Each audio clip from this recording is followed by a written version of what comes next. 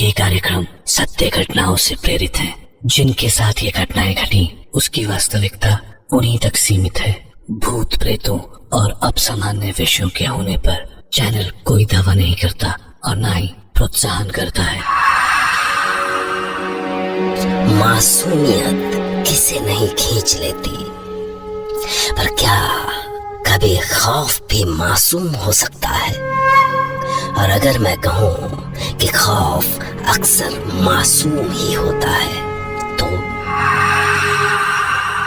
बेचैन छटपटाता हुआ, किसी के साथ को तड़पता हुआ, क्योंकि रूहें बहुत अकेली होती हैं, वो हमेशा आपका साथ चाहती हैं। अब ये बात और है कि आपको उनके साथ से खौफ होता है।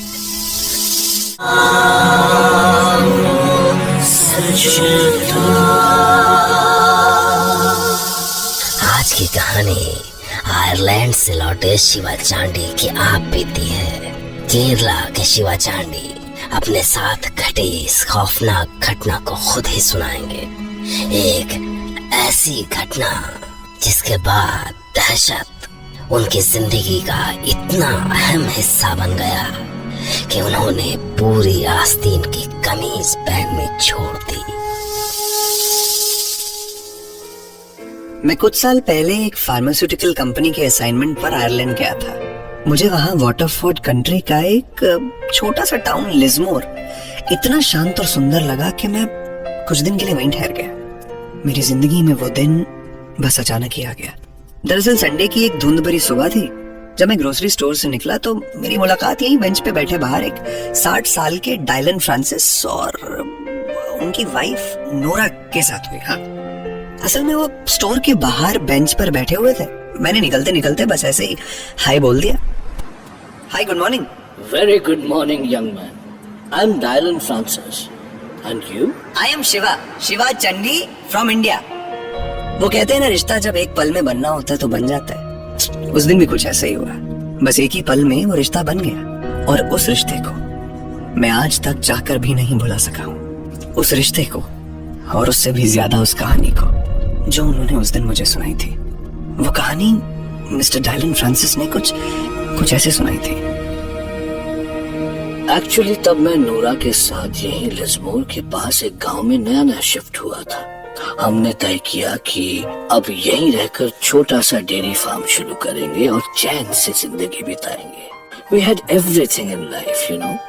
सब कुछ था हमारे पास सिवाय एक बच्चे के, और ये कमी हमें हमेशा कुछ इनकम्प्लीट सा फील कराती थी। एक दिन की बात है कि हम ड्राइव करते हुए कैटल देखने के लिए कंट्री साइड में निकले। It was a wonderful weather that day. हम अभी ड्राइव करते हुए कुछ 10-12 माइल्स निकले होंगे कि हमें एक ऑर्फनेज की इतनी सुंदर बिल्डिंग दिखाई दी कि हम थोड़ी देर के लिए वहीं रुक गए। बिल्डिंग का वुडन स्ट्रक्चर इतना सुंदर था कि हम कुछ पल उसे देखते ही रह गए, और तभी हमें गेट पर कुछ सुंदर बच्चे दिखाई दिए।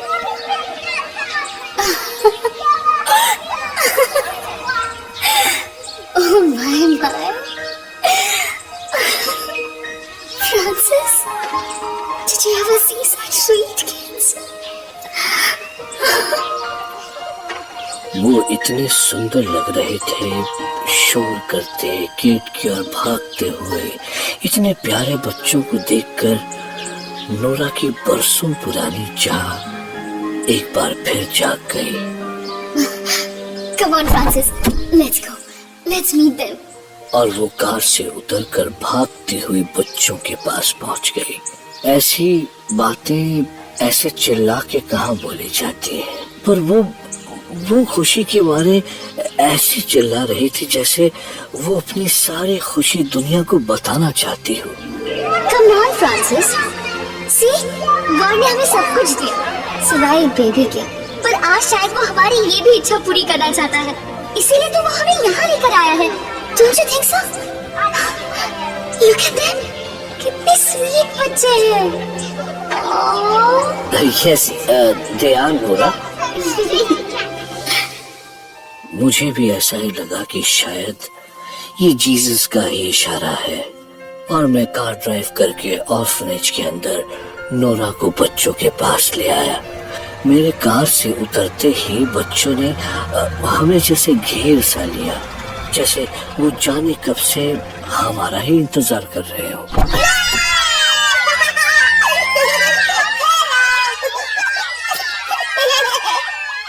लिसन फ्रांसिस, अगर हम इनमें से एक पे भी अडॉप्ट कर ले तो उसे भी पेरेंट्स मिल जाएंगे और हमें बेबी। मुझे भी लगा जैसे इन पर लाइफ के सारे ट्रेजर भी लुटा दो तो कम ही होंगे। तो हम अंदर गए और ऑर्फनेज के मैनेजर से मिले। मैनेजर हमसे मिलकर बहुत खुश था। वो बोला, Oh, both of you are angels for these kids. बरसों से यहाँ कोई नहीं आया अडॉप्शन के लिए, you know. अब चलिए चलिए, आप बच्चों से मिल लीजिए और फिर जो आपको अपना सा लगे उसको आप अपने साथ ले जाइए। What say? You know, Mr. Francis, paperwork is very easy here. हम ज्यादा झंझट रखते ही नहीं है. No complications at all. We just want some good houses for our children. वो मुझे और नोरा को बच्चों के पास लेकर गया और हम दोनों बच्चों से मिले। Good morning, kids. पर सारे बच्चे इतने प्यारे थे कि बहुत देर हो गई और हम कोई फैसला नहीं कर पाए। और जब हम किसी फैसले पर नहीं पहुंच सके तो हमने कुछ दिन बाद फिर से लौट कर आने का फैसला किया और हम भरे मन से वहां से लौट आए। उस दिन के बाद हम बहुत दिनों तक फिर ऑर्फनेज जाने की सोचते रहे, पर हर बार कोई न कोई काम आ जाता और हमें वहां जाने का प्रोग्राम टालना पड़ता। हालांकि ऑलमोस्ट एवरी नाइट हमें सपने में वो बच्चे दिखाई देते और वो हमेशा हमसे खुद को अपने घर ले चलने की जिद करते। आप हमारे डैड बनोगे ना sir? Please sir, take us home. Take us home please.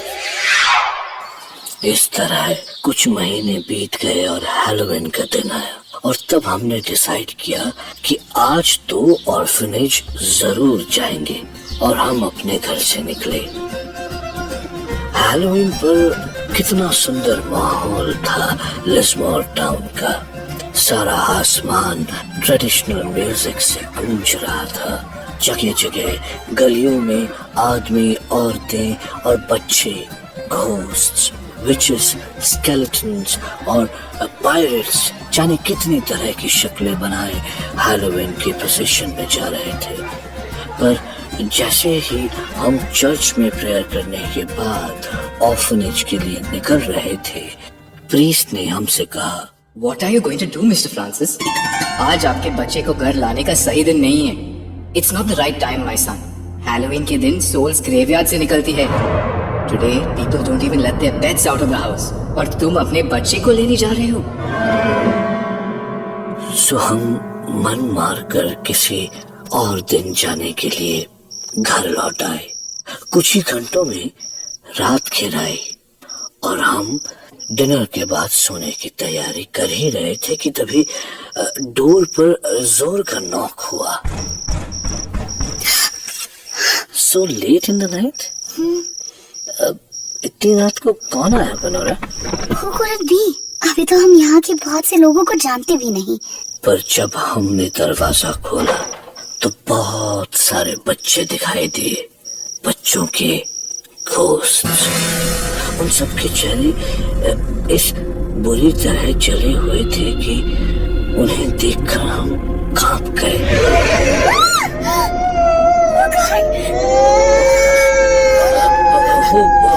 Who are you guys?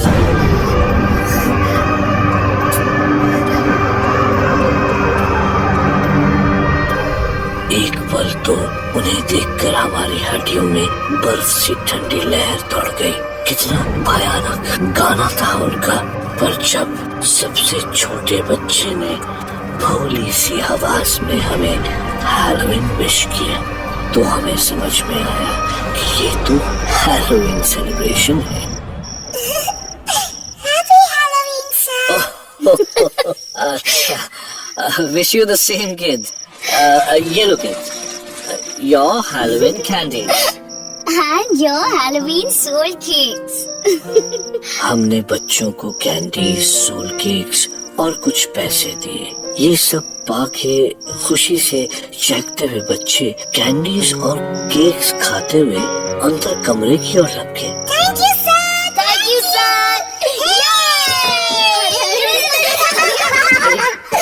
अरे वहाँ कहाँ जा रहे हो बच्चों? बहुत रात हो गई है, अपने अपने घर जाओ। पर वो बच्चे वो कहीं जाने को तैयार नहीं थे। वो घोस्ट का नाटक करते हुए लिविंग रूम में जम गए।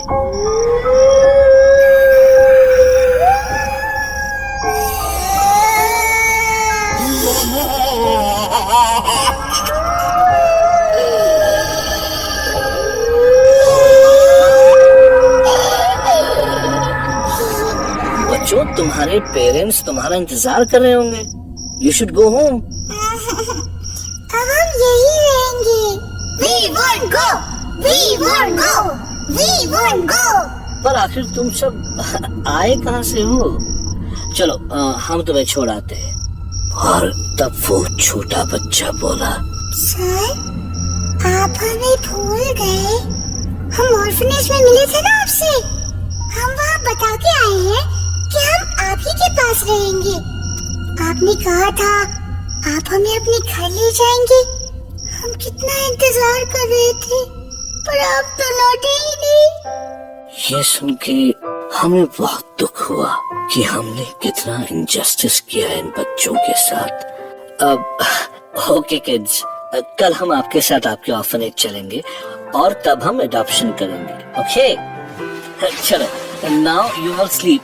यहीं पे सब सोफा में और यहाँ पे सब सो जाओ। Okay, good night, good night. रात को बच्चे लिविंग रूम में ही सो गए, पर जब हम अपने रूम में लेटे तो हमें रात भर बच्चों के रोने की आवाज सुनाई देती रही।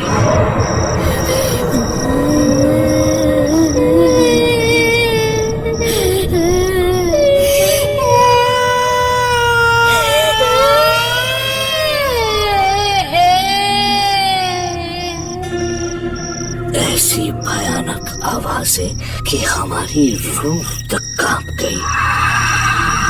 हमें कुछ समझ नहीं आ रहा था कि ये हो क्या रहा है, क्योंकि जब जब हम बच्चों के कमरे में गए तो वहाँ बच्चे पीसफुली सोते हुए दिखे, पर जब अगली सुबह हमारी नींद खुली तो बच्चे गायब थे।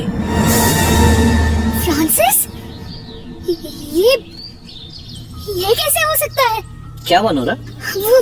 अरे ये मेन डोर तो अंदर से बंद है, ठीक वैसे जैसे मैंने पिछली रात को सोने से पहले बंद किया था।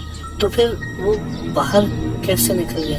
खैर, हम उसी वक्त ऑर्फनेज के लिए निकल पड़े, पर जब हम उस जगह पहुंचे तो हमने जो देखा उस पर विश्वास नहीं हुआ।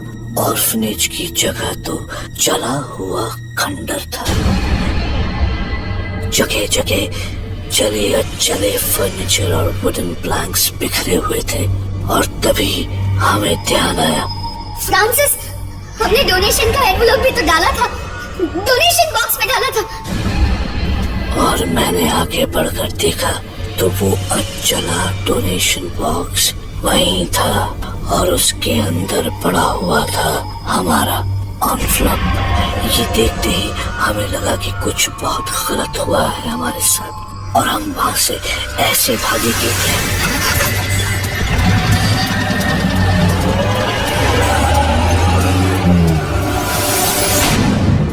रास्ते में जब हमने कहीं रुक कर किसी से पूछा तो उसने हमें बताया वो ऑर्फनेज तो बरसों पहले जलकर राख हो गया था। मैनेजर और स्टाफ समेत पूरे 30 के 30 बच्चे जल गए थे। लोग कहते हैं ये सब ऑर्फनेज के क्रूअल मैनेजर की वजह से हुआ है। एक बार वहाँ के मेन डोर की कीज कहीं खो गई और सारा बच्चा और स्टाफ अंदर ही बंद हो गया। मैनेजर सोचा कि ये शरारती बच्चों का काम है, और उसने पनिश करने के लिए बच्चों को कई दिन तक कमरे में बंद कर दिया। बच्चे भूख प्यास से तड़पते रहे, पर बेरहम मैनेजर पर उनकी चीख पुकार का कोई असर नहीं पड़ा। दरवाजा खोलो! Some water, please! Open the door, please! I'm dying, sir! I'm dying! Please give me something to eat! Sir, please, sir! चिल्लाओ और चिल्लाओ, जितना मन में आए उतना शोर करो, पर जब तक तुम कीज नहीं देते, I will not open the door. Got it? और फिर बच्चों ने एक खतरनाक फैसला लिया। Listen, friends. See, I have a matchbox. और अगर हम आग लगा दें, तो ये डोर खुलेगा। Oh, that will work. और बच्चों ने आग लगा दी, पर आग कुछ ऐसे भड़की कि सबसे पहले बच्चे जले और फिर सारा स्टाफ। देखते देखते सारा ऑर्फनेज राख हो गया।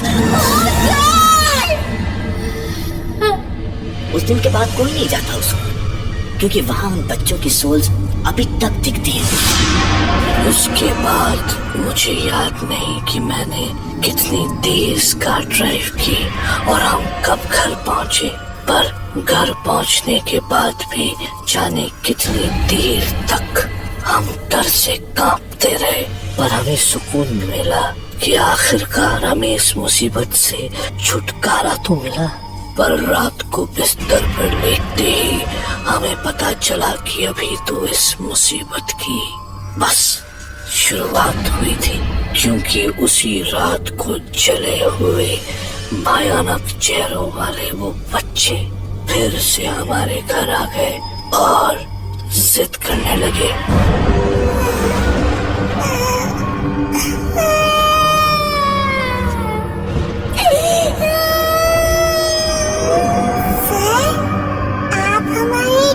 बनोगे ना?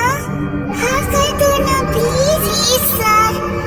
यस प्लीज से यस सर। आप हमारी डैडी बनोगे ना सर? हाँ कर दो ना सर, प्लीज प्लीज सर। चीखते चिल्लाते उन्होंने घर का सामान उठाकर फेंकना शुरू किया। मैं गुस्से से चिल्लाया, no no way, I can't help you because you all are ghosts. तुम लोग सब मर चुके हो और जिंदा लोग मरे हुए बच्चों को अडॉप्ट नहीं कर सकते। Please understand. बट सर, अगर आप मर जाए तो तब तो अडॉप्ट कर सकती हो ना? What? See, I have a matchbox. नहीं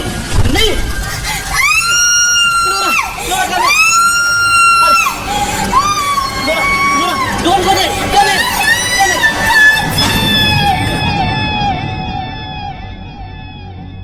Oh my God. फिर क्या? तब से ये बच्चे हमारे साथ ही रहते हैं। कौन से बच्चे? मुझे तो कोई नहीं दिख रहा। कौन से बच्चे?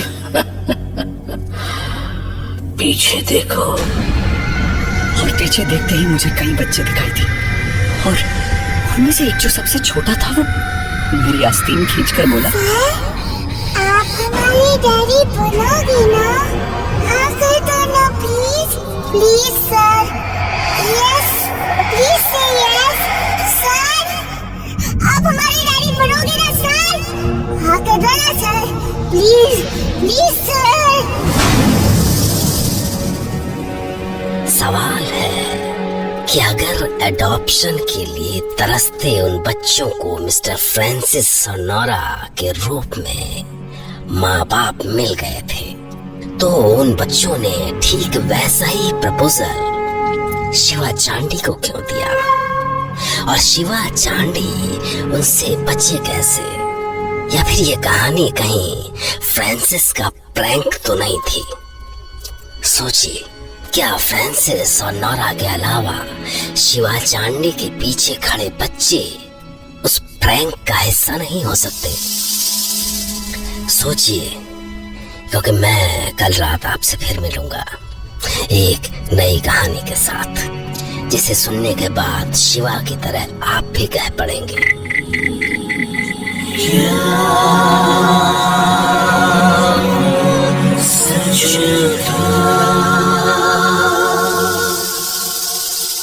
और आखिर में एक बात, क्या कभी किसी बच्चे ने आपकी आस्तीन खींचकर आपसे कोई फरियाद की है?